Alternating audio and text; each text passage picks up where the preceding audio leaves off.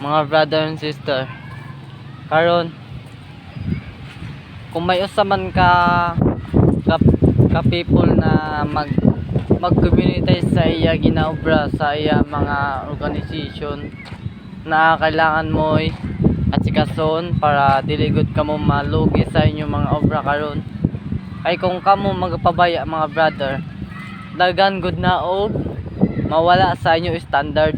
Kailangan para kusog kusog inyo standards na kamoy gipaniniwalaan, na kamoy skills level. Maliban sa skills level, naapod kamoy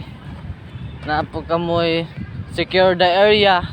Kung ang area na to maging maayo mga brother and sister, may kanalabasan gud na lindot kayo ang inyo kaugalingon na mo gawas sa inyo society.